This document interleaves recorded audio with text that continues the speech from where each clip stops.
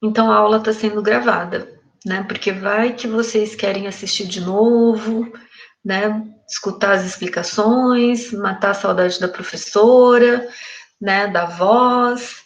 Então, que vocês possam ter um acesso, né? Como uma forma de estudo realmente, certo?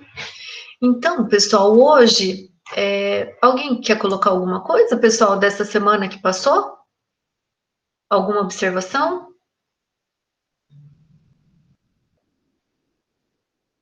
Não? Podemos continuar, então?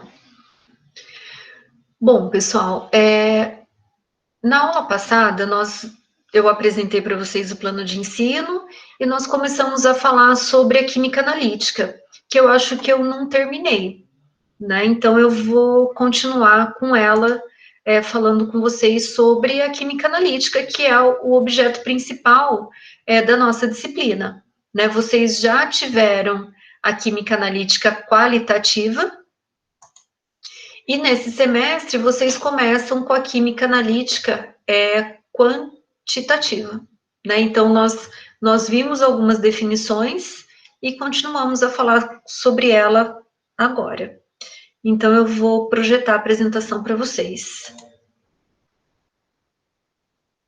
Então, só um minutinho. Vou dar uma fechadinha na câmera aqui, pessoal.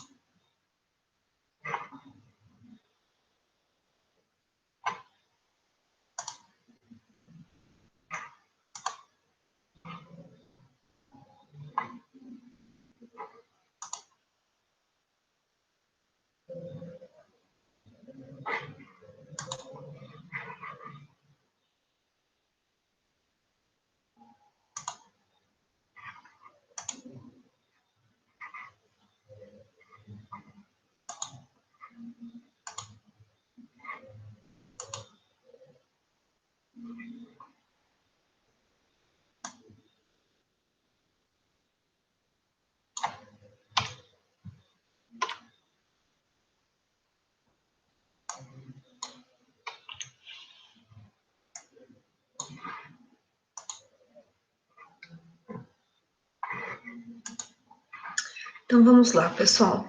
Na aula passada eu terminei aquela introdução inicial sobre a química analítica. Então, o que difere a química analítica qualitativa e a química analítica quantitativa, o meio aquoso, que é o que nós vamos trabalhar, né, e os números que representam os resultados envolvidos, certo? Então, a gente continua falando um pouquinho dessa química analítica.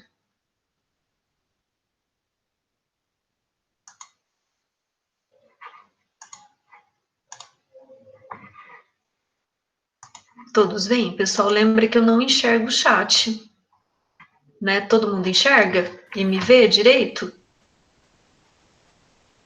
Sim, professora. Tudo certo? Bom, pessoal, tem o Ostwald que lá em 1894 ele já definia a química analítica como a arte de reconhecer diferentes substâncias e determinar os seus constituintes, que essa é a base da definição das químicas analíticas qualitativa e quantitativa.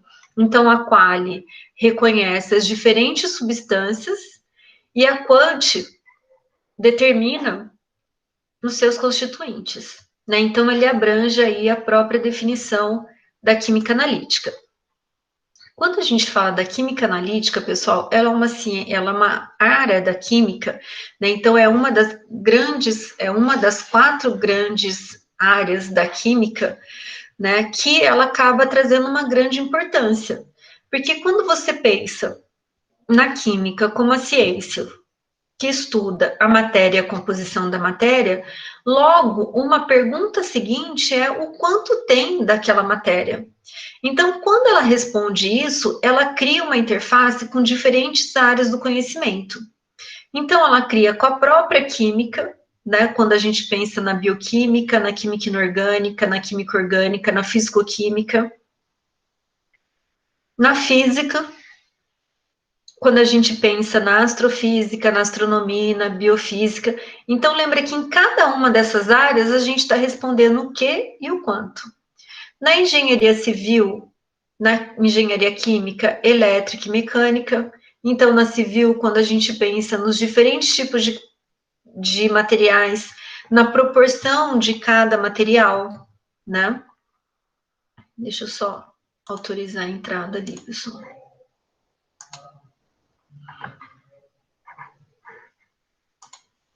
Então, de cada constituinte, quando eu falo da engenharia química, pensando em cada etapa do processo, que eu preciso fazer determinações para ver se aquele processo está funcionando adequadamente. Na medicina, né, eu tenho a clínica médica, química medicinal, a farmácia, a toxicologia, né, quando a gente faz um exame laboratorial, né, que seja para o ingresso numa empresa, eu faço lá análise de sangue, eu faço análise de glicemia, eu faço análise de teor de colesterol, né? Então, de uma série de substâncias que ali é análise quantitativa, né? A toxicologia, que a gente sabe, desculpa, pessoal, a gente sabe que envolve o HDL, né, que é uma concentração máxima permitida, né, então veja que tudo isso muito quantificado, né, nas ciências dos materiais, quando eu penso na matéria no estado sólido, na composição de polímeros, metalurgia, nas ciências sociais, arqueologia, antropologia, a ciência forense, né, que a gente sabe que muito disso é envolvido com as quantidades, se tem a presença ou não. Então, aqui, falando da química analítica de uma maneira geral, né, não só a química analítica quantitativa.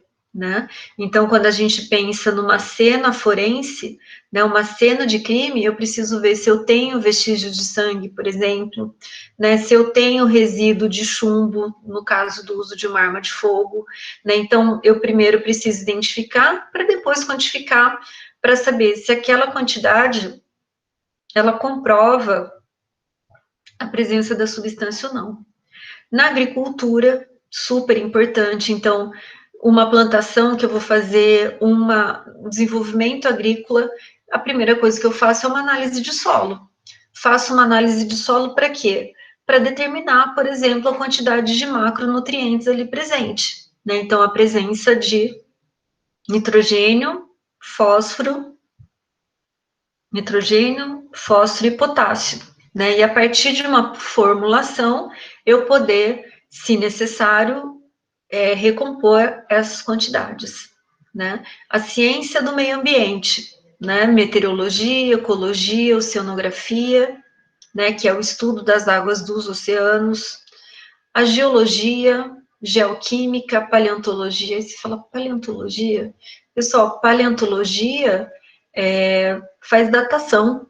Datação faz com a presença de carbono 13, né, ou carbono 14, né, paleobiologia, né, então a gente tem aqui estudos quantitativos, né, a biologia, a botânica, a genética, a microbiologia, a biologia molecular, então a gente vê que, pelo menos, em todas essas áreas, a química analítica vai ter uma interface.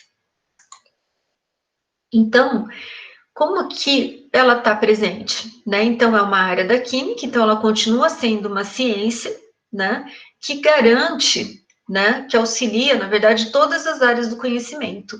Portanto, visa especialmente garantir a qualidade de um amplo conjunto de produtos industriais químicos e não químicos.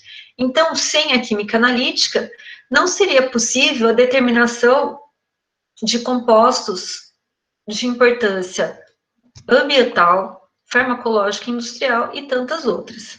Então, para exemplificar, então, em amostras de solo, estabelecer, né, como eu comentei com vocês, a necessidade de fertilizante. Mas, para isso, eu preciso fazer uma análise do solo para identificar o que ele precisa. Então, amostras de água, entender o nível de poluição, então, se tem a presença de determinadas substâncias em níveis aceitáveis ou não pela legislação, o grau de potabilidade. Então, para a água ser considerada potável, ela precisa atender uma concentração máxima e mínima de diferentes tipos de substâncias.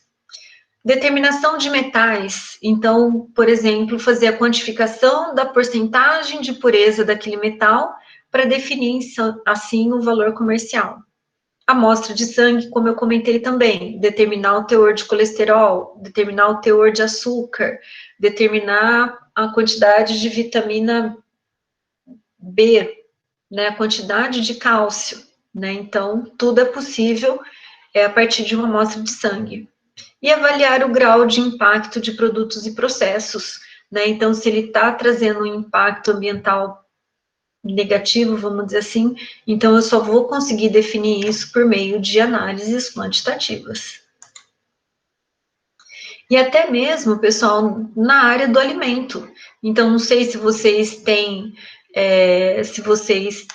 o hábito de ler rótulo de alimento. Alguém tem, pessoal? O hábito de ler rótulo de alimento? Eu tenho. Tem, né? Alguém mais pegou esse hábito, ou tinha, ou desenvolveu agora?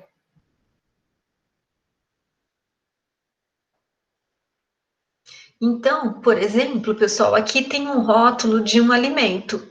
Então, tudo que tem ali, a composição, as informações nutricionais, ele veio por meio de análises químicas que foram realizadas, análises quantitativas.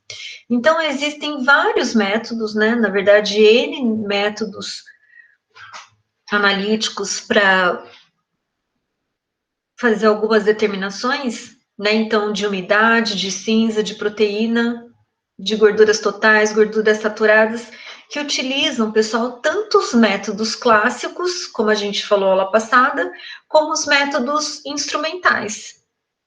Então, no caso aqui desse rótulo, e o que ele propõe, como é análise de alimentos, existe um livro chamado Métodos Físico-Químicos para Análise de Alimentos, que foi desenvolvido pelo Instituto Adolfo Lutz. Então, lá tem todos os procedimentos para fazer os diferentes tipos de análise de alimentos.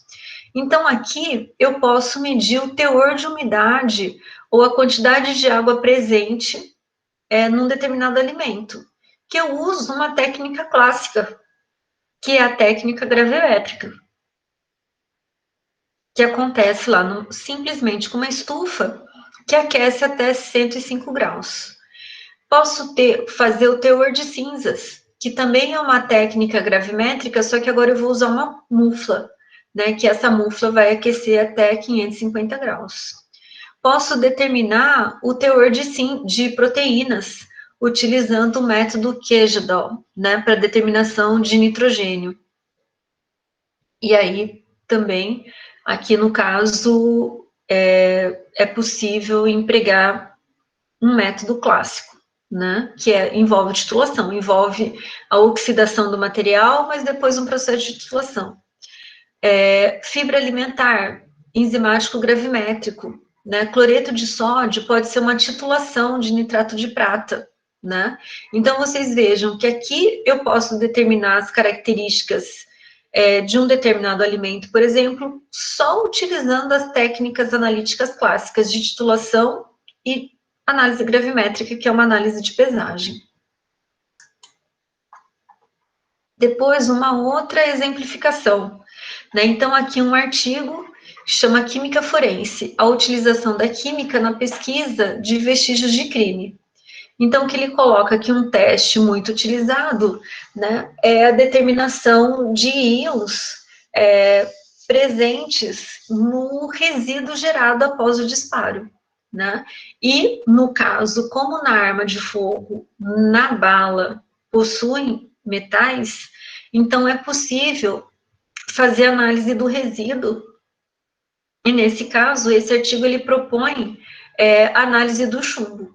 Inclusive, a gente já teve projetos de iniciação, um projeto de iniciação científica que justamente era para determinar a quantidade de resíduo em arma de fogo. Né? Então, nós sabemos que quando ocorre o disparo, tem a liberação de gases e também o resíduo que fica na própria mão do atirador. Aí é feita uma coleta, né? E depois dessa coleta, que é um durex, né? Então, aonde é possível ter o resíduo, é colocado esse durex, ou se você não tiver durex, um papel fixador, né? E que aí retira esse resíduo e depois, por meio de uma reação com rodoxanato, a gente tem a mudança de cor. Então, se tiver chumbo presente, vai ocorrer um processo, uma reação, na verdade, e aí eu tenho uma mudança de cor que comprova a presença do chumbo. Né? E depois, num outro momento, é feita uma análise quantitativa.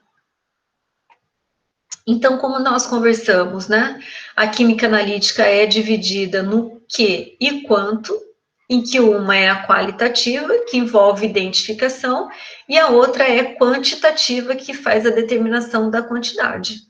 Né? Então, nós dizemos que ela envolve separação, identificação, determinação das quantidades ou teores dos componentes que constituem uma amostra. Mas lembra, pessoal, que eu preciso ter um histórico da amostra. Não adianta chegar para você com um líquido incolor e falar assim, analisa o que tem nessa amostra. Qual que é a primeira pergunta que você vai fazer? Alguém tem ideia?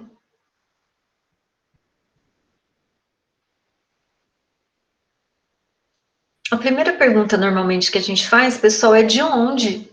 Né? Ou o que você está procurando? O que você quer saber dessa amostra? Porque não tem como a gente identificar as possíveis substâncias que possam estar presentes na água. Né? Então, eu preciso ter um histórico disso. Né? E o que quer ser feito, vamos dizer assim. Né? Então, quais são as questões comuns tratadas pela química analítica? Então, posso ter uma abordagem qualitativa, que é determinar se um determinado analito está presente. Posso ter análise quantitativa, é determinar o quanto desse analito está presente. Posso falar sobre identificação química, que é a identidade de uma substância química desconhecida, né? Análise estrutural, saber qual que é a massa molecular, massa atômica, a composição, a estrutura do meu analito. Caracterização de propriedade, então quais são algumas das propriedades químicas ou físicas, fazer uma análise especial ou uma análise dependente do tempo, né, que na verdade pode ser até uma cinética, né, então eu vou medindo, né, que ele coloca como que é a quantidade ou propriedade de um determinado analito vai variar em função do tempo, que isso é uma coisa que vocês vão ver em cinética, ou já começaram a ver essa semana, né? Já começaram, pessoal? Então, que a cinética ela vai medir a velocidade de degradação, por exemplo. Como que eu faço isso? Eu vejo, por exemplo, quanto que a massa está variando em função do tempo. Então, veja, pessoal, que a química analítica ela pode responder diferentes questões, e não só o que e o quanto, certo? Então, aqui eu estou falando analito, mas o que vem a ser analito, né? Então, aqui algumas definições importantes que a gente vai estar falando constantemente, né? Então, acho que eu já falei aula passada que a porção, que a amostra, né, uma porção do material coletado para análise, e a grande questão é que essa amostra, ela precisa representar o todo, né? Então, ela precisa ser bem coletada, ela precisa ser transportada, ela precisa ser acondicionada para que realmente ela continue representando o todo. A substância em particular que nos interessa medir ou estudar na amostra é denominada analito, por isso que eu já estava falando analito anteriormente. Então, um analito é um dos componentes, e no caso é aquele que me interessa. O conjunto de substâncias que compõe uma amostra é matriz. Então, da matriz, eu retiro a amostra e que dali eu vou determinar qual é o meu analito ou quanto eu tenho do meu analito. Então, eu vou estudar a minha amostra. Então, a matriz é o todo. Então, existem matrizes mais complexas e matrizes menos complexas. Então, por exemplo, pessoal, a água do mar, ela é muito mais complexa que uma água de rio. Por que que a matriz da água do mar é mais complexa que a matriz da água do rio? Pessoal, alguém pode comentar alguma coisa? Em voz? Porque tem mais seres vivos no mar? Seres vivos? Mas vamos pensar em analito do que eu quero determinar? É por aí, mas na verdade, como a gente está falando em algum componente químico, pessoal, na minha matriz da água do mar, o que que ela diferencia da água do rio? O principal é o sal, né? Tem mais água? Pode ser mais água, mas na verdade vamos pensar que eu vou pegar o mesmo volume, vou pegar uma amostra de 200 ml. As substâncias, professor. Isso, as substâncias presentes, a concentração das substâncias presentes, né? Então eu posso dizer que a minha matriz de água do mar, ela é muito mais complexa porque eu tenho muito mais sais e em concentrações maiores, diferente da água do Rio Doce, que ele tem em concentrações menores e menor quantidade de substâncias. Embora ele tenha bastante substância também, mas é menos do que uma água do mar. Então, uma matriz ela é mais complexa que a outra. A mesma coisa se eu vou determinar a quantidade de matéria orgânica no solo, ou se eu vou dar uma amostra já conhecida para vocês para determinar a quantidade de substâncias ali presentes. Então, quanto maior a quantidade de substâncias presentes numa matriz, mais complexa ela se torna, porque eu posso ter interferência de substância na hora que eu vou fazer uma determinação, certo? Então, matriz é o todo, a amostra é uma porção e o analito é a minha substância de interesse do qual eu vou analisar. Então, os termos ensaio, análise e determinação são todos usados para descrever processos analíticos. Então, eu vou fazer um ensaio para determinar o teor de cloreto. Eu vou fazer a análise de cloreto, ou eu vou fazer a determinação de cloreto. Pessoal, eu estou falando exatamente a mesma coisa. Né? Então, dependendo do lugar, eles utilizam esses diferentes tipos de palavras. Cada um desses termos se refere ao ato geral de examinar a amostra ou o seu analito, seja por meio de um ensaio, por meio de uma análise ou por meio de uma determinação. A abordagem utilizada é chamada de método analítico ou técnica analítica, que a gente vai ver que está envolvido com o protocolo, né? Então, todo grupo de operações utilizadas para análise é conhecido como procedimento ou protocolo. Na química analítica, pessoal, e na química de uma maneira geral, a gente sempre fala em procedimento, né? Então, o procedimento é a marcha analítica para você poder fazer aquela determinação. Na área da saúde, pessoal, eles chamam de protocolo, que na verdade é procedimento. Só que eles chamam de protocolo algo, eles chamam de protocolo um procedimento que foi validado. Então, é uma garantia de que aquele procedimento para fazer alguma determinação, ele é comprovado, né? Ele é validado. Né? Então, por isso que na área da saúde, eles falam, qual que é o protocolo para determinar colesterol? A gente fala assim, vamos fazer uma determinação de colesterol, né? Então, qual que é o procedimento? Né? Na verdade, em termos concretos, é a mesma coisa, né? Porque é a marcha analítica, o caminho para fazer aquela determinação. A única questão é que com o protocolo ele é validado, vamos dizer assim. Então, quando a gente fala em métodos analíticos, né? Então, o procedimento para determinar o teor de um analito, eu preciso falar na reprodutibilidade, né? Então, um procedimento, uma técnica envolve uma reação ou uma transformação, e aí eu preciso ter medidas adequadas e necessárias para garantir um resultado ideal, para eu garantir um resultado adequado, né? E aí, com isso, então, nós temos os métodos gravimétricos e os métodos volumétricos, ambos métodos clássicos. Por que são métodos clássicos? Porque eles utilizam equipamentos e vidrarias baratas e clássicas, né, que foram técnicas, as primeiras técnicas utilizadas para os processos de determinação.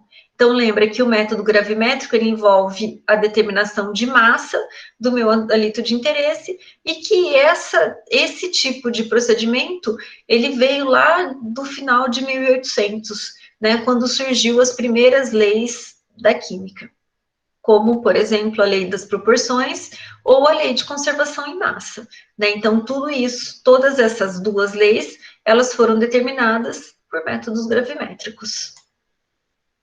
Então, no método clássico, é isso que a gente vai utilizar, uma balança, Erlen, para fazer as titulações, cadinhos metálicos, Becker, espátula, pinça, né? Cadinhos de porcelana, e isso daqui, pessoal, alguém sabe que vidraria é essa?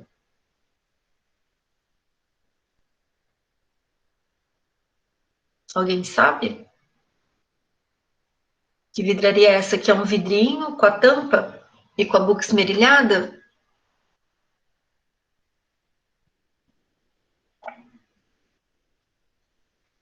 Não? Não sei. Ninguém sabe, pessoal? Isso daqui, pessoal, chama pesa-filtro. Esse daqui é o recipiente ideal para a gente fazer uma pesagem. Então, o que você faz? Você pesa ele vazio, pesa ele com a quantidade que você quer, não precisa encher, né? E aí, depois você pesa ele cheio, e por diferença, então, você determina a massa que está ali presente, né? Tampa, né? Na verdade, você pesa ele, anota a massa ou então tara a balança. Coloca a massa da amostra que você deseja. Quando eu vou pesar, eu preciso deixar a tampa aberta. Então, eu inclino essa tampa que ela fique em 90 graus. E aí, depois que eu terminei de pesar, eu coloco a tampa e retiro ele da balança. Por que eu retiro ele da balança e tampo? Porque lembra que alguns sais, pessoal, pode absorver água do ambiente. E aí, se ele está tampado, ele não vai absorver água, então ele não vai variar a massa da amostra que eu estou utilizando, certo? Então, raramente a gente utiliza isso daqui, né? Hoje as coisas são mais práticas, nas balanças já tem uma mini capela, né? Então, às vezes, muitas das vezes a gente nem usa o pesa-filtro, mas precisa saber que o pesa-filtro existe, certo? Então, isso daqui é o método clássico. Isso daqui é uma balança, pessoal, uma balança muito antiga. Na verdade, hoje, essas balanças, elas fazem parte de museus, né? Mas no meu laboratório da graduação, não que seja há muito tempo atrás, existia uma balança como essa, né? Então, que é uma balança de prato. Todo mundo sabe o funcionamento de uma balança de prato, pessoal?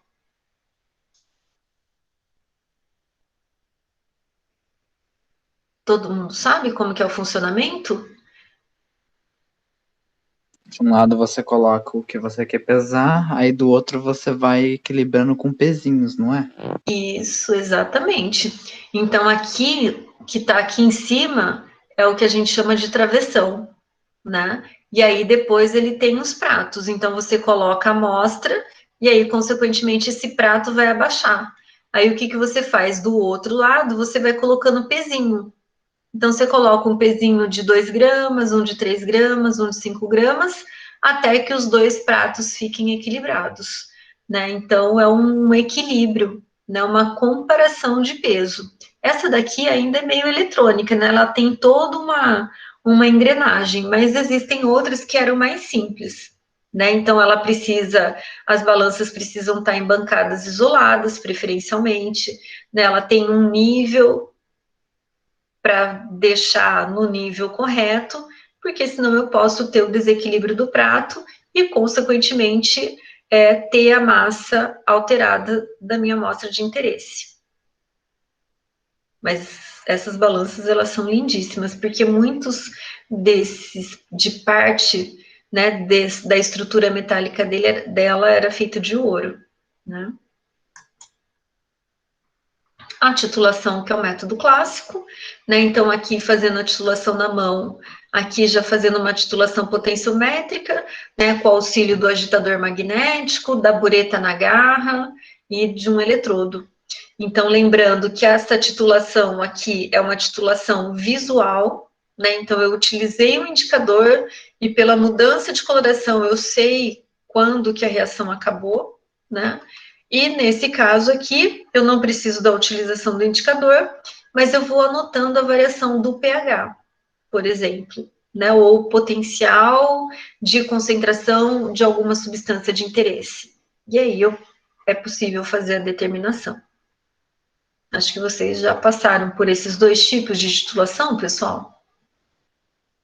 Ou só a manual, totalmente manual? Eu já usei as duas. As duas? Quem tá falando? A Nayara. Ah, então tá bom. Outras coisas, né? Quando eu falo da análise gravimétrica, a gente utiliza o funil de Büchner, né? Normalmente é possível fazer uma filtração a vácuo, né? Então, utilizando um Kitasato e bomba de vácuo. Funil de separação, né? De filtração, as provetas, as pipetas, normalmente para pegar a amostra, a minha amostra, né? Só que, na verdade, eu acabo utilizando só as pipetas volumétricas. Então, quando eu vou coletar uma amostra, eu utilizo uma pipeta graduada, né? Porque ela é mais exata. Aqui os balões, né? Também vidraria de precisão e exatidão, né? Lembra que é possível fazer uma calibração desse balão. Alguém tem ideia como que faz, pessoal? A calibração do balão, como que eu sei que aqui tem realmente 1000 ml, 500, 200 e 100? Não é através de água, professora? Como? Eu acho que você coloca a água e pesa. Eu fiz uma vez, mas eu não lembro, alguma coisa assim. Que mais? Alguém mais, pessoal? Alguém já fez aferição de balão volumétrico? Na verdade, eu posso fazer aferição de qualquer tipo de vidraria volumétrica. Então, eu posso fazer de balão, posso fazer de proveta volumétrica, que é esse caminho mesmo, Fernando. Eu faço o quê? Eu peso o meu balão vazio, porque eu quero saber qual que é o volume dele. Então, o que a gente faz? Pesa o balão vazio, adiciono água e depois peso ele cheio. Então, eu tenho a massa de água, né? Completo o balão certinho, o menisco adequado, né? Então, eu determino a massa da água. E aí, dependendo da temperatura, eu faço uma consulta para saber o valor da densidade. Então, a densidade, a gente sabe que é a massa dividido pelo volume. Se eu tenho o valor da densidade naquela temperatura, tenho a massa da água que está presente no balão, então, pela continha de que densidade é igual a massa dividido pelo volume, eu consigo determinar o volume exato do balão. Então, essa é uma prática de laboratório que a gente faz, é fazer a aferição de balão volumétrico, de pipeta volumétrica e de bureta, né? Só que da bureta eu faço de 5 em 5 ml e aí eu tiro o volume médio de toda ela, né? É uma prática simples, mas bem usual, que normalmente quem trabalha em laboratórios analíticos, né, pessoal, acaba fazendo esse tipo de aferição para ter certeza o volume do balão, porque imagina que eu vou preparar minha amostra no balão volumétrico, então eu preciso ter certeza que aquele volume que está ali dentro é realmente 100 ml, 200 ml. E a mesma coisa com a bureta volumétrica, porque eu utilizo ela para fazer a coleta da minha amostra. Então, ela também precisa estar ferida e eu saber exatamente o quanto tem de volume naquela vidraria, certo? Aí você fala assim, mas se não der 50, o que a gente faz? Eu tenho que utilizar o volume real, né? Ou então fazer um fator de correção, que a gente chama, né? Que é multiplicar aquele valor por o quanto de diferente que ela tá do volume que ela deveria ter. Aqui mais algumas coisas, né? Então, que a gente chama de tenaz, que é para pegar material quente. Né? Aqui o que eu posso cobrir, aqui um cadinho metálico que a gente utiliza de cerâmica no laboratório, e aqui tubo de ensaio, balão volumétrico, canetas. Né? Para que eu preciso canetas, pessoal? Para fazer identificações, né? Que não adianta nada eu preparar uma solução linda, né? O menisco ficar perfeito, e aí a minha solução é transparente, eu deixo ela do lado de um outro tubo, de um outro balão, também transparente. Vou saber o que é? Não. Né? Então, eu preciso sempre identificar, pessoal. Identificar com o quê? Identificar com o nome, com a concentração, com a data e quem fez. Né? Porque se der algum problema, a gente sabe para quem procurar. O dessecador, que é uma vidraria super importante em análise gravimétrica. Né? Então, ela possui sílica dentro, então eu coloco o meu material quente, fecho, e aí ele possui uma graxa aqui nessa junta, né, que impede a entrada de água. Em alguns casos eu posso até submeter a vácuo, né, para garantir que eu não tenho nenhuma umidade aqui dentro. Né? Então, acho que todo mundo já deve ter visto o dessecador, tem de vários tamanhos, né, tudo de acordo com a necessidade. E aqui as cápsulas de porcelana, que também a gente usa bastante em análise gravimétrica. E aqui também os instrumentos, né? Então, banho-maria, eu tenho aqui uma chapa aquecedora, aqui eu tenho mufla e aqui eu tenho estufa. O que difere cada um deles? Tanto a chapa aquecedora como as muflas e a estufa, pessoal, elas são equipamentos de aquecimento, né? O que difere são as faixas de temperatura e a forma de condução de calor. Então, aqui na mufla, normalmente para temperaturas acima de 500 graus, ela é um forno revestido com isolante, normalmente tijolo refratário, e atinge temperaturas extremamente altas, né? Tem muflas que atingem temperatura até 1.200 graus, né? A estufa, mais simples, ela tem pouco sistema de vedação e ela tem algumas estufas que chegam a 200, 250 graus, né? E aqui tudo modo de condução, de convecção de calor, né? Aqui, pessoal, a chapa aquecedora também, ela pode chegar a temperaturas bastante altas, mas aqui a forma de condução de calor é contato, né? Então, o Erlen, por exemplo, numa superfície quente e que vai esquentar o líquido que está dentro dele. E aqui, um aparelho de banho-maria, que, na verdade, ele também tem o objetivo de aquecer amostras. Mas o banho-maria, pessoal, aquece até que temperatura?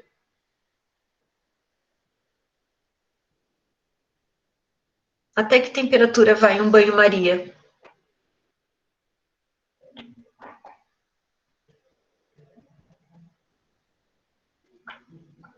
Pode responder, pessoal. Ninguém sabe? Acima de 800 ou de 1.000, não tô lembrada. Quem mais, pessoal?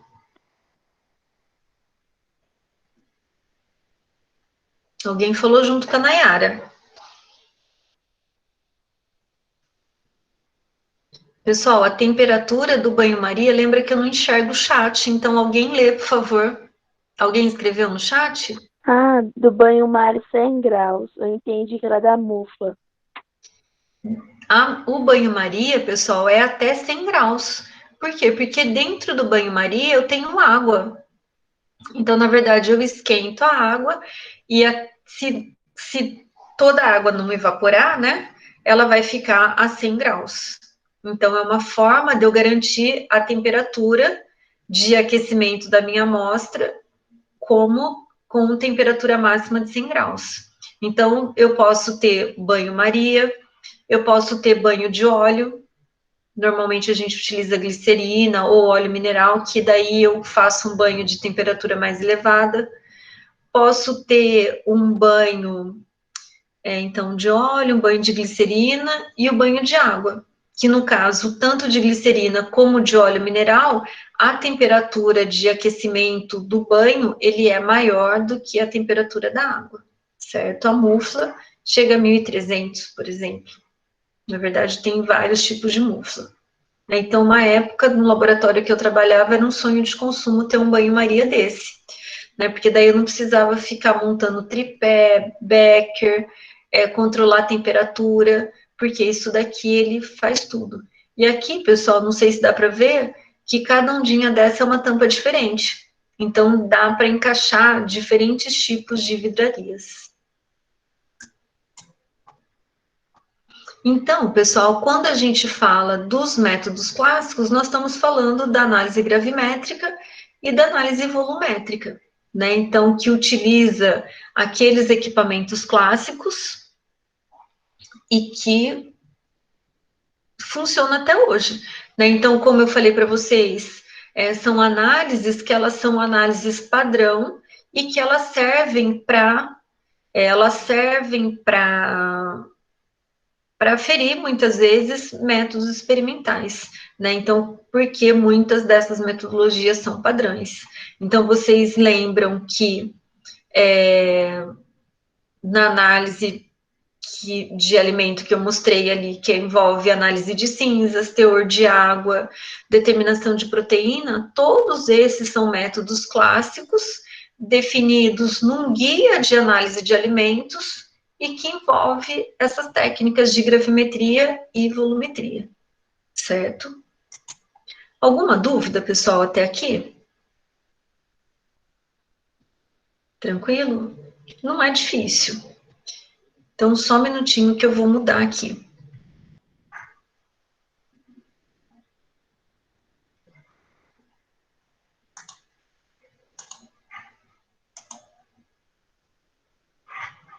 Então, alguém comentou alguma coisa no chat? Né, 100 graus, é exatamente isso. Então, banho-maria, temperatura de 100 graus. Então, pessoal, dá para perceber a simplicidade que existe nessas técnicas clássicas. Né? O que tem que acontecer é um cuidado no procedimento executado, porque lembra que é análise quantitativa. Então, qualquer perda mínima que você tiver, ela já vai interferir no seu resultado final. Então, por isso que quando a gente fala em química analítica, eu preciso estar atento e ter o cuidado que a gente chama de mão de bordadeira, né? Porque uma gota que sai para fora, um precipitado que espirra, né? Ou aquela meia gota da titulação que mudou a cor do indicador, ela pode refletir no seu resultado final, certo? Então, precisa ter muito claro isso, né? Que ela é uma técnica clássica, né? Mas que resolve o problema. Então, eu vou colocar uma outra apresentação que a gente vai falar da amostra, né? Então, dos métodos analíticos envolvidos. Então, eu vou fechar a câmera aqui também para ligar a apresentação. Certo, Fernando, sem problema.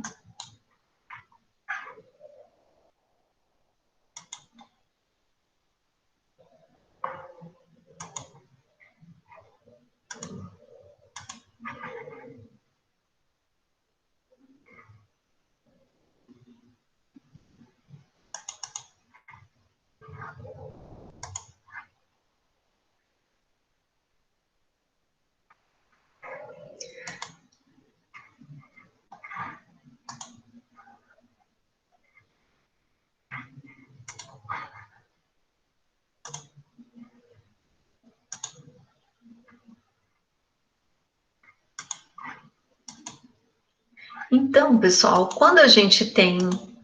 Todo mundo enxerga, pessoal?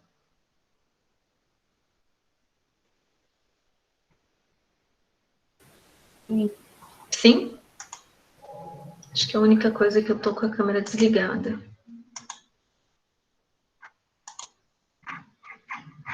Então, vamos... Então, pessoal, já definimos o que é a química analítica, a qualitativa, a quantitativa. Então, uma outra questão muito importante do meu método analítico, o meu método de determinação, é como que eu vou escolher esse método, né? Então, que método é o mais adequado? Será que um método de determinação de proteína que eu escolha, ele vai servir para analisar todo tipo de proteína? Na verdade, não, né? Por quê? Porque vai depender do tamanho da amostra que eu tiver, vai depender do teor de proteína que está presente daquela amostra. Então, para cada um dos procedimentos ou para cada tipo de análise que eu quero fazer, eu vou precisar utilizar um método analítico específico, né? Então, por exemplo, aqui uma charge que ele fala, não se mova, ou eu encherei você com 98% de chumbo, 1% de antimônio, 0,75% de prata, 200 ppm de níquel com traços de cobalto e outros componentes abaixo dos seus respectivos limites de detecção. Que isso daí é a bala, a composição da liga que compõe a bala de uma arma de fogo, né? E aí o cara pede calma, porque ele quer saber se essa composição aí tem certificado, né? Então, o ter certificado esses resultados são comprovados, que é isso que ele precisa. Então, piadinhas à parte, né, pessoal? A química analítica quantitativa, ela vai trazer esses valores, né? Então, isso facilmente pode ser uma conversa de dois químicos analíticos. Então, o que define, pessoal, um método analítico? Né? É conhecer o que você está querendo determinar e também saber quais são as opções que você tem, para que a partir daquele rol a gente possa definir melhor, né? Então, conhecer os detalhes práticos das diversas técnicas e seus princípios, definir a natureza do problema, que vai, a partir dele você vai responder, né? Que exatidão que eu quero, qual é a quantidade da amostra disponível, qual que é o intervalo de concentração, que componentes da amostra causarão interferentes e quais as propriedades físicas e químicas da matriz, porque lembra que, de acordo com a matriz, eu posso ter matriz mais complexa e menos complexa. Então, a partir da resposta de cada uma dessas questões, eu posso escolher melhor o meu método analítico. Depois, outras questões. Quantas amostras serão analisadas? Qual o tempo requerido para análise? Quais equipamentos, vidrarias e reagentes estarão disponíveis? Qual que é o custo daquela análise? E como que os resultados serão apresentados e utilizados? Quais as necessidades do cliente? E qual é a metodologia validada, né? Ou se a metodologia é validada. Então, isso tudo, né? Então, essas questões e essas iniciais, elas são fundamentais para a gente poder escolher o método. Porque lembra que um método, ele não, de repente, ele não cabe para todo tipo de amostra, né? Então, lembra que eu comentei da matriz. Então, por exemplo, né? Então, os alimentos, eles são amostras complexas, onde os vários constituintes podem estar interferindo entre si. Muitos casos, um determinado método pode ser apropriado para um tipo de alimento, mas não fornecer bons resultados para outros, né? Então, lembra que acontecia muito. Então, que na aula a gente faz uma determinação de níquel numa amostra que só tem níquel. Mas quando eu vou fazer a determinação de níquel numa amostra real, que seja uma amostra de uma liga metálica, por exemplo, que eu tenho interferentes, e aí o meu resultado não é o esperado, né? Porque um outro metal que estava presente na liga, ele foi interferente na minha determinação do níquel, por exemplo, né? Então, a escolha do método vai depender do produto a ser analisado e também do tipo de matriz analítica que eu tenho. E aí eu posso ter algumas definições, né? Então, uma análise aproximada, que determina a quantidade apenas dos elementos, mas não compõe a amostra como um todo, né? Então, aqui, pessoal, pensando numa classificação de amostra. Então, análise aproximada é que eu estou definindo a quantidade só de alguns componentes. Análise parcial determina alguns componentes da amostra. Análise de traço é uma análise parcial com a determinação de analitos que estão em concentrações muito pequenas. E a análise completa determina-se a porção de um componente da amostra, né? Depois, de acordo com a quantidade de amostra disponível, então eu posso ter uma classificação macro, semimicro, micro, submicro, ultramicro, traço, microtraço e nanotraço. Isso daí é de acordo com o tamanho da minha amostra, que também, de acordo com o tamanho da minha amostra, eu posso aplicar um método convencional ou um método instrumental. Então, claro que quanto mais ou quanto menor é o tamanho da minha amostra, mais preciso, mais exato tem que ser a minha análise. E aí, quando essa quantidade aqui é pequena, acabo utilizando métodos instrumentais. Então, os métodos clássicos, né, eles não se aplicam para amostra muito pequena, né, porque aí, se a amostra é muito pequena, a concentração do analito também vai estar muito pequena.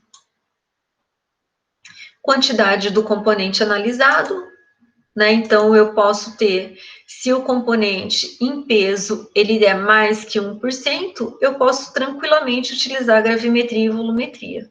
Agora, se é menor, né? Então, de 0,1 a 1, menor que 0,01, ou se é traço, né, pessoal, de ppm, ppb, então aí eu preciso obrigatoriamente de métodos instrumentais, que posso utilizar uma gama grande de equipamento, que varia desde um simples pHmetro até um cromatógrafo líquido ou um cromatógrafo gasoso, que vai ter a capacidade de fazer uma determinação do meu analito de interesse em concentração extremamente pequena. A exatidão requerida, né? Então, o método clássico eu posso ter uma exatidão de até 99,9%, né? Quando o meu analito ele está numa quantidade mais de 10%, né? Mas em quantidades menores aí a exatidão ela diminui bastante, né? Um outro critério é a composição química da amostra e da presença de interferentes. Então lembra que eu posso ter constituintes da minha amostra que vão mascarar ou que vão interferir na determinação do meu analito de interesse, né? Então, em alguns casos, quando o meu analito de interesse ele está em maior quantidade, ele acaba sobressaindo sobre a concentração do interferente, mas no caso eu posso ter alguns interferentes que estão numa concentração significativa e que, consequentemente, eles vão alterar o valor ou vão mascarar o valor, como a gente costuma dizer, né? Que isso acontece muito facilmente nessas substâncias que contêm uma matriz muito complexa, né? Então, uma matriz de alimentos, uma matriz de água, né? O recurso disponível, né? Então, se é o custo, se é o tipo de equipamento, o tempo, se eu tenho pessoal especializado para isso, se eu tenho uma quantidade grande de amostra, né? Então, se o método vai ter que ser automatizado ou dar conta de fazer na mão, vamos dizer assim, né? Então, por quê? Porque uma análise gravimétrica, ela demanda bastante tempo, né? Aquela história de às vezes ir para o forno, se for uma análise gravimétrica de volatilização, então de ir para o forno, de sair para o forno, de ficar no dessecador, isso demanda muito tempo, né? Ou se há uma quantidade de pequena amostra, não tem problema nenhum. Na verdade, também Na volumetria é manual, né? Então eu preciso pegar a minha amostra, colocar no Erlen, fazer a titulação. Então tudo isso são pontos que precisam ser analisados. A validação, né? Então eu tenho métodos que são exatos, precisos, práticos, rápidos e econômicos. Olha que beleza, né? É isso que todo mundo quer, né? E o que vai acontecer é que o analista é que vai determinar o método escolhido para que ele atinja esses pré-requisitos, né? E aí eu posso ter a validade dele, que são chamados os métodos oficiais, que são métodos testados e aprovados por laboratórios que seguem uma legislação ou uma agência de fiscalização, né? Então, no caso de um problema forense, em que eu tenho que fazer uma análise, seja ela qual for, pessoal, eu preciso utilizar métodos testados e aprovados, né? Então, reconhecidos pelas agências, porque senão ele perde a validade. Então, ele é contestado, na verdade, né? Então, eu preciso ter um método aprovado, né? Então, que seja reconhecido por órgãos oficiais. Posso ter métodos padrões ou referência, né? Então, são métodos desenvolvidos e testados por um conjunto de laboratório através de um estudo corporativo. Então, como que é isso? Eu pego uma amostra, uma mesma amostra, e submeto essa amostra à análise em diferentes laboratórios utilizando a mesma técnica. E aí é feito um cálculo de média, é feito um cálculo de exatidão, e aí, em função disso, eles podem validar ou não aquele tipo de análise. Então, vários laboratórios, eles realizam o mesmo procedimento para verificar o teor do meu analito de interesse e aí fazer uma comparação de valores. Posso ter métodos rápidos, que são métodos... só voltando, né? Esses métodos padrões de referência, muitas vezes, eles também são aceitos como métodos oficiais, porque existe uma certificação desse tipo de critério, né? Então, métodos rápidos também, que é um outro tipo de método, que reduz o tempo de análise, né?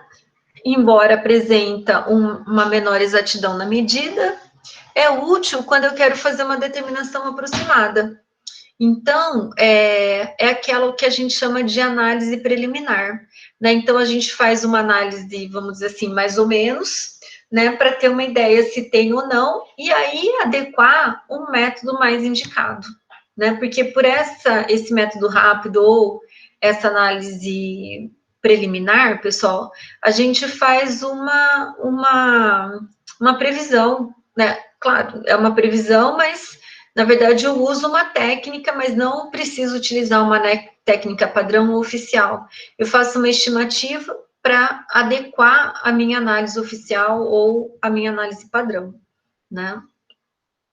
Então, isso ajuda a eu enquadrar uma faixa de determinação daquele meu analito de interesse. Tenho métodos modificados, tenho métodos automatizados, aqueles que utilizam equipamento, né? Então, aí ele sai fora da metodologia clássica, né? E no caso, pessoal, de alguns métodos que precisam ter análises oficiais.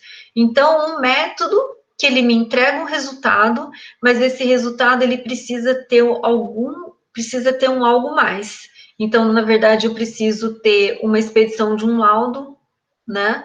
Então, para escrito e comentado sobre aquele valor obtido. Alguns laboratórios, eles podem resultados similares, então, quando eu utilizo esses métodos de padrão de referência. E também, em análises oficiais, eu tenho a metodologia oficial, eu preciso ter o meu laboratório credenciado em órgãos competentes, né, que passam por processos de inspeção periódica, né, que na verdade o que é isso? É a equilibração de equipamentos, é a aferição de volume de vidraria, como a gente comentou, e também o tipo de pessoa e de treinamento que obteve o laboratorista, o químico que está ali, realizando as análises. Então, quando eu preciso de uma análise oficial, pessoal, ela precisa atender ele precisa atender o credenciamento e a legislação vigente, e aí ele precisa atender aí a análise do resultado que muitas vezes é necessário, certo?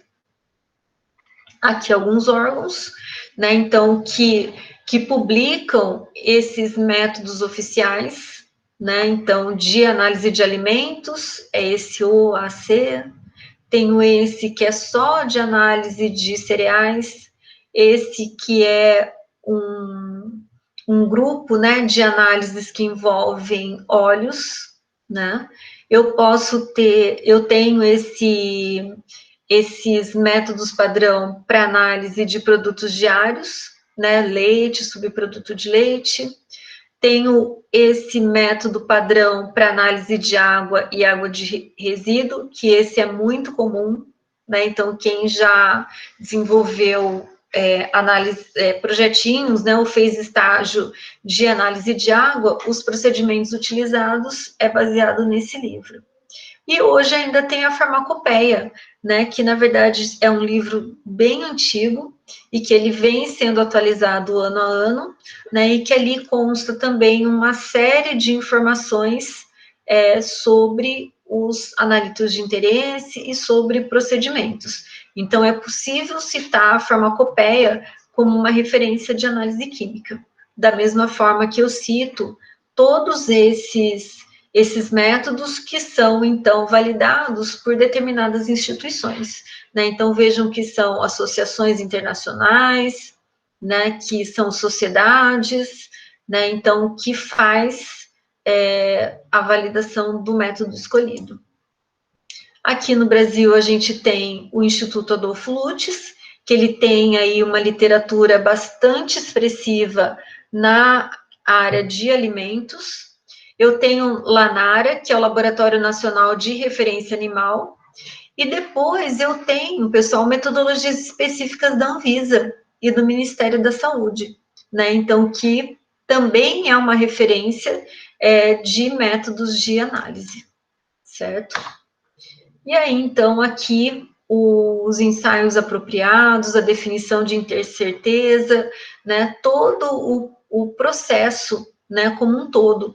Então, lembra que quando a gente fala em análise química ou marcha analítica, não é só o ato da análise, né? Mas eu tenho aí todas as etapas que envolvem a amostra até ela chegar na análise, que é a questão da amostragem, o manuseio, o transporte, o armazenamento, o preparo de amostra, que tudo isso, pessoal, vai refletir no meu resultado final.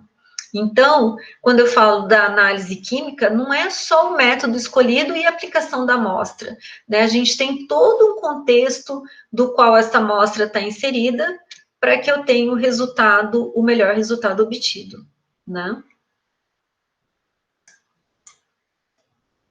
Então, como que eu faço a seleção desse método, né? Então, precisa atender a necessidade do cliente, como eu falei inicialmente, utilizo métodos publicados como normas nacionais, regionais e internacionais, então não adianta eu achar um método maravilhoso, só que ele não é normatizado, ele não é reconhecido, né? Certeza de estar utilizando uma edição da norma atualizada, e utilizar métodos desenvolvidos por laboratório, e claro que esses laboratórios eles precisam ser creditados e também validados, né? Então, o laboratório sempre deve avaliar o método para que ele possa ser acreditado, vamos dizer assim, e aí com isso utilizado, né? E aí como que a gente valida o método? Né, eu posso fazer calibração dos meus padrões ou referência, né, eu posso comparar resultados obtidos com outros métodos, então eu vou fazer determinação de cálcio, tem uma determinação de cálcio que eu posso fazer por volumetria e outra por espectrofotometria, mas eu estou querendo validar o meu método de volumetria, então eu posso fazer a determinação por volumetria e depois pegar a amostra e fazer a determinação por espectrofotometria. E aí comparar os dois resultados para ver se os dois resultados são próximos, né? Então, eu faço o que a gente chama de comparação de método.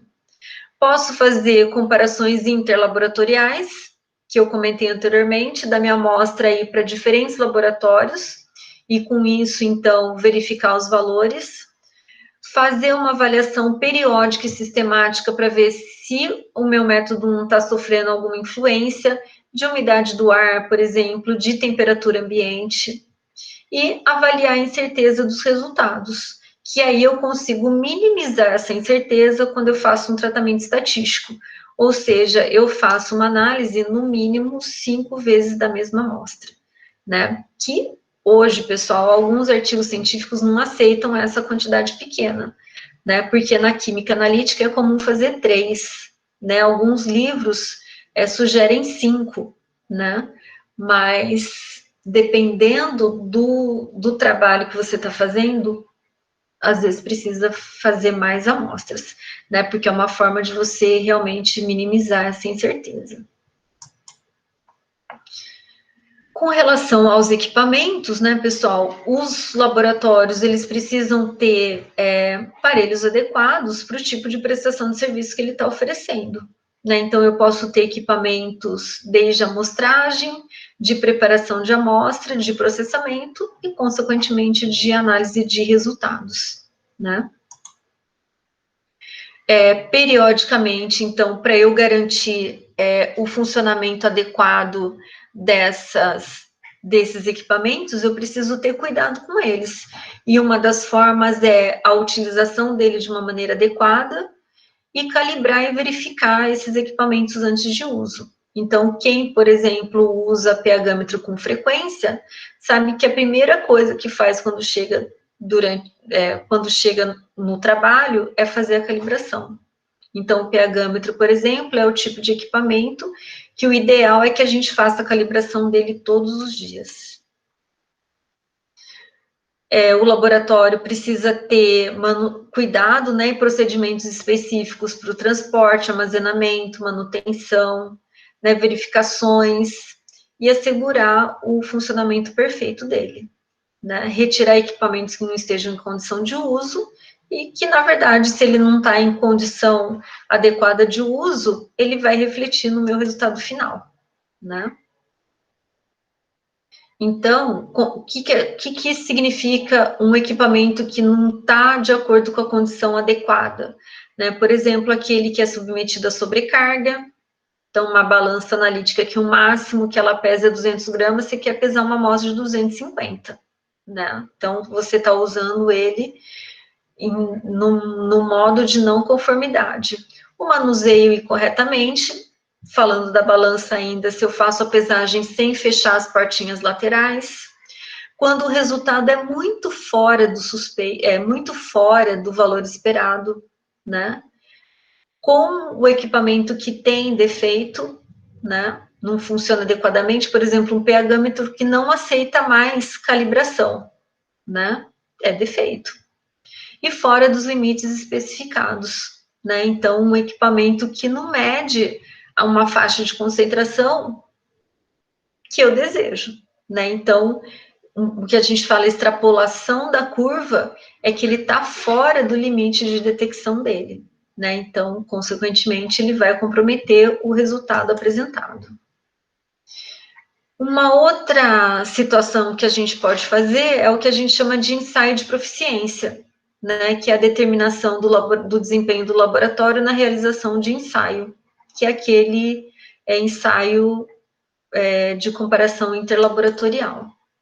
Aqui, pessoal, um exemplo de certificado. Então, um tempo atrás, a UnoOeste tinha um laboratório de água que ele era acreditado, né? Então, esse daqui é um certificado, né, da Associação Brasileira de Engenharia Ambiental e Sanitária, né, de Franca, que ele emite um certificado. Então, aqui, que o Laboratório de Água da UnoOeste participou da 32ª rodada do Programa Interlaboratorial de Amostra de Esgoto para ensaios de DQO, DBO, sólidos suspensos totais e pH. Aí você falou assim, e teor de cinza? Não está certificado, porque o certificado é exclusivo para esse tipo de análise, certo? Então, se eu chegar nesse laboratório e quiser analisar teor de cinza, ele pode até analisar, mas ele não tem uma certificação daquela análise. Fica claro, pessoal? Aqui, então, de 2010, aqui é a renovação, só que aqui de outros parâmetros. Então, cor aparente, turbidez, pH, fluoreto, cloro residual e condutividade elétrica. Então, por que esses parâmetros? Porque o objetivo do laboratório era análise de água. Então, esses parâmetros eram suficientes, né? E aí, pessoal, apresentação de resultado. Pessoal, fica claro, então, essa questão da certificação? Então, eu preciso ter uma associação, né, ou um órgão fiscalizador que certifique que aquela análise que eu estou fazendo apresenta um resultado confiável, certo? Então, periodicamente, isso tem que ser revalidado. E claro que isso envolve tempo e também envolve muito custo, pessoal. Por isso que a universidade deixou de oferecer para terceiro análises de água, porque as pessoas e as empresas, elas precisam de certificação de amostra, né, certificação de resultado. E aí, o tanto que a universidade cobrava pelas análises em função de que tinha certificado, não compensava para cada vez que tinha que renovar o certificado, ia aumentar ainda mais os parâmetros que poderiam ser analisados, né? E aí, finalmente, pessoal, a apresentação de resultado, né, que ele deve atender a necessidade do cliente, né? Mas lembra, pessoal, que isso daí é a apresentação. Então, quanto mais organizado, quanto mais informação tiver a apresentação de resultado, claro que mais credibilidade tem o laboratório, né? Então, na apresentação do resultado, precisa ter exatidão, clareza, objetividade, não pode ter ambiguidade, precisa ter instruções específicas, as informações que o cliente solicitou e, de certa forma, uma apresentação simplificada, né?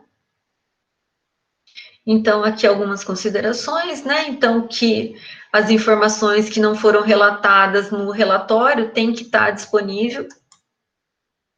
E os dados, né? Então, precisa ter um título, o dado do laboratório, como é nome e endereço, a identificação do relatório, né? Que assegure que aquele resultado é daquela amostra de verdade, os dados, né, de endereço do cliente, o tipo de ensaio que foi utilizado, a descrição, a data do recebimento da amostra, a data da realização e a referência do plano de procedimento de amostragem, que isso é extremamente importante, né? Que lembra que a amostragem ela é fundamental para a qualidade do seu resultado. E aqui mais algumas informações, né, os relatórios de ensaio, o desvio, né, a incerteza, que isso daí a gente obtém por um tratamento estatístico nas minhas análises, então eu não posso fazer uma única análise.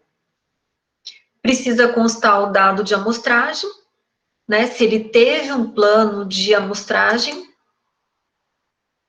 alguns resultados que ele chama de subcontratado, né, emenda, quem inteira, e o layout, né? Então, por exemplo, pessoal, aqui é o resultado de um relatório.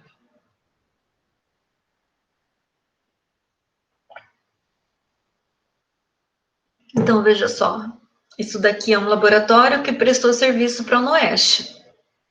Então, olha, a identificação do relatório creditado, né? Então, pelo Inmetro, de acordo com as normas da BNT. Então, isso daqui é a garantia que o laboratório é certificado. Então, é reconhecido publicamente que as análises apresentam resultados adequados.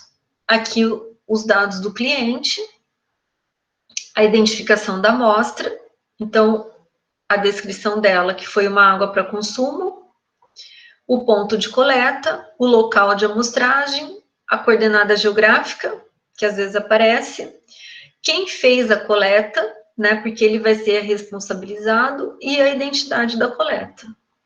E aí as datas.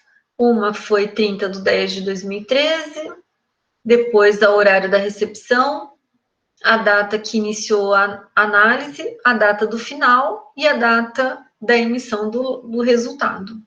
Né? Então, aqui, os parâmetros de campo, então, cloro, pH e temperatura da amostra, que foi feito na hora, o resultado, a unidade da medida, o valor máximo, né? Depois, os parâmetros físico-químicos, alumínio, amônia, antimônio, aqui embaixo, o método utilizado, né, cádmio. Então, cada uma dessa descrição aqui foi o método que foi utilizado. Outro, né, então, da mesma empresa, então, com as mesmas informações, só que outros parâmetros analisados. E aí, no caso de bactéria. E aqui ele escreveu uma conclusão, que todos os parâmetros analisados estão de acordo com a portaria 2914, exceto de cloro livre, certo? Então, ele já deu um parecer dos resultados obtidos. Então, pessoal, essas são duas formas, são um exemplo, na verdade, de um relatório. Então, quando eu solicito uma análise em um laboratório, o mínimo que eu tenho que ter é isso, né? Aqui não é um laudo, né? Porque, na verdade, ele só comentou, né, da conclusão que os parâmetros estão de acordo com a portaria, exceto cloro livre.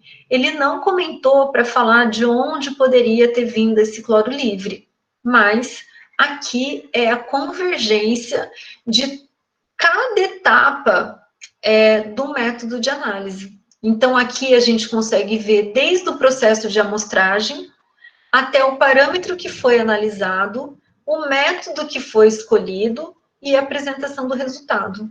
Então, ele mostra, né, ele converge, né, então ele indica tudo que foi feito daquela análise química. Fica claro isso, pessoal? Então, isso daqui é um relatório perfeito. É relatório, né? Não é laudo, porque a gente não tem um comentário mais específico, certo? Então, pessoal, é bastante cansativo essa parte, né? Porque é uma parte teórica, e aí acaba ficando bastante desgastante. Na próxima aula, então eu solicito um pouquinho de paciência para vocês, para esse começo, porque é bastante definição. Mas na próxima aula a gente vai fazer uma atividade referente a isso, né, para ficar um pouco mais leve e também para que vocês possam ter a fixação desse conteúdo, certo? Então, essa apresentação ainda não está disponível no Aprender, mas eu vou disponibilizá-la para vocês, certo? Lembrando, pessoal, que na biblioteca virtual a gente tem os livros de Química Analítica, que tem todos esses conceitos que a gente tem trabalhado em sala de aula. Então, se alguém tiver alguma dúvida, quiser comentar alguma coisa, pessoal, eu estou à disposição.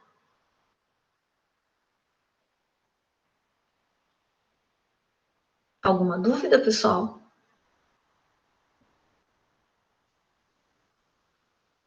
Estão aí, pessoal? Não, não tenho nenhuma, não. Então, por aqui. Estão por aí, Marcos? Que fica um silêncio tão absoluto que eu falo, gente, estou falando sozinha, né? Então, prestando atenção, professor. O Elvis também, né? Ou estão dormindo aí atrás com os pés para cima, né? Acho que não. Então, a gente faz, na próxima aula, a gente vai fazer uma atividade interativa para fixação desses conteúdos. É bem simples, mas acho que vai ajudando, certo? Então, por hoje eu encerro por aqui, pessoal. Estou à disposição mais uns minutinhos. Se alguém quiser falar alguma coisa ou tirar alguma dúvida no particular, eu estou à disposição. E aí, se não, boa noite para vocês, pessoal, e até quinta. E uma ótima semana. Boa noite, professor. Boa noite. Boa noite, pessoal.